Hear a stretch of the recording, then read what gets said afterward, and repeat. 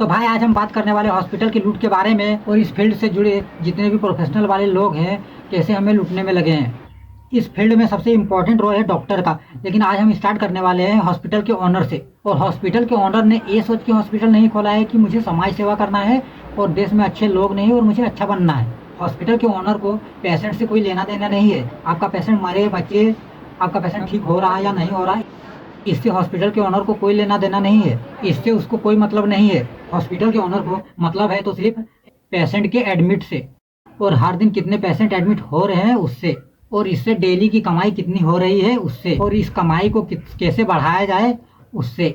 और सबको पता है कि जितना ज़्यादा पेशेंट उतने ज़्यादा मनी, और हर धंधे को पैसे से मतलब है, चाहे वो पैसा किसी के खून चूस के ही क्यों ना आया हो। तो भाई आप बात कर लेते हैं डॉक्टर का। और आपने तो सुना ही होगा कि डॉक्टर भगवान का ही रूप होते हैं, लेकिन ये लाइन अब डॉक्टरों पर फिट नहीं बैठता। और मैं ये नहीं कहता हूँ कि देश में अच्छे डॉक्टर नहीं है, लेकिन जितने अच्छे डॉक्टर हैं उतने में पूरे देश को बेस्ट ट्रीटमेंट मिल पाए ये पॉसिबल बिल्कुल भी नहीं है। और जो भी देश में अच्छे डॉक्टर हैं वो किसी बड़े हॉस्पिटल में है या तो किसी बड़े सिटी में है। और ऐसे डॉक्टरों से मिलने के लिए आपको 15 दिन पहले नंबर लगाना पड़ता है, या कहें तो अपॉइंटमेंट लेना पड़ता है। उसके बाद ही आप पेशेंट को दिखा पाएंगे और ट्रीटमेंट ले पाएंगे। लेकिन उससे पहले ही पेशेंट का 12वां और 13वां हो जाता है, 12वां और 13वां पार हो जाता है।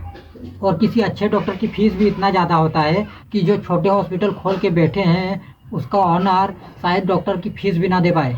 लेकिन भाई हॉस्पिटल खोला है तो उसे डॉक्टर तो चाहिए, तभी तो ट्रीटमेंट होगा किसी का। और जिसने हॉस्पिटल खोला है वो तो डॉक्टर है नहीं, उसे तो कुछ आता है नहीं, उसे तो बस सिर्फ पैसा गिनना है। और ऐसे में हॉस्पिटल ओनर किसी भी डॉक्टर से टाई अप कर लेते हैं कि आप सिर्फ 2 घंटे के लिए आइए और हमारे हॉस्पिटल से पेशेंट का पल्स चेक करके जाइए।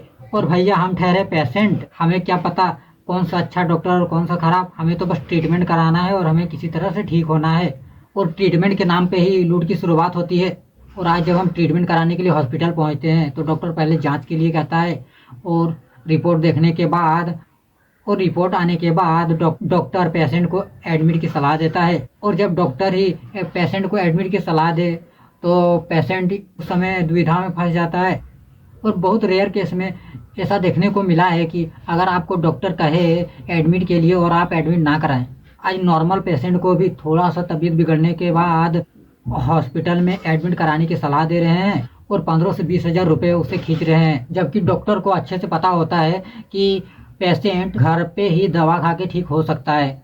लेकिन भैया पेशेंट घर में ही रहेगा तो इलाज किसका होगा और पैसे कैसे कमाएंगे। भाई ये था लूट नंबर 1। लूट नंबर 2 भी जान लीजिए। आज सीरियस पेशेंट के साथ भी लूट का खेल जारी है।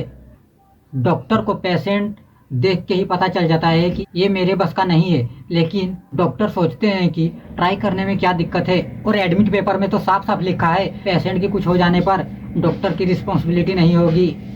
और यही लाइन तो डॉक्टरों को ट्राई करने का पावर देता है। और इस तरह से सीरियस पेशेंट को भी 4 से 5 दिन के लिए एडमिट करके 20 से 25 हज़ार रुपये बना लेते हैं। और उसके बाद उसे किसी दूसरे हॉस्पिटल में रेफ़र कर दिया जाता है जहां सेटिंग हो।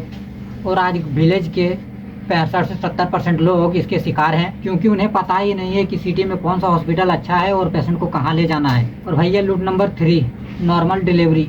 आज हॉस्पिटल में तो नॉर्मल डिलीवरी पॉसिबल है ही नहीं, क्योंकि नॉर्मल डिलीवरी से पैसे हॉस्पिटल में आता है नहीं। और भाई ये तो हॉस्पिटल के अंदर की लूट की बात है। असल में ये खेल देश में बहुत बड़े लेवल पे खेला जा रहा है। और अगर आप इस खेल के बारे में और ज़्यादा जानने में इंटरेस्टेड हैं तो आप हमारे फेसबुक पेज या यूट्यूब चैनल में भी जाके पूरा वीडियो देख सकते हैं और इस खेल को समझ सकते हैं और इससे बच सकते हैं। तो भाई वीडियो अच्छा लगा हो तो प्लीज़ वीडियो को लाइक करें और कमेंट करके अपना फीडबैक जरूर दें। जय हिंद, जय भारत।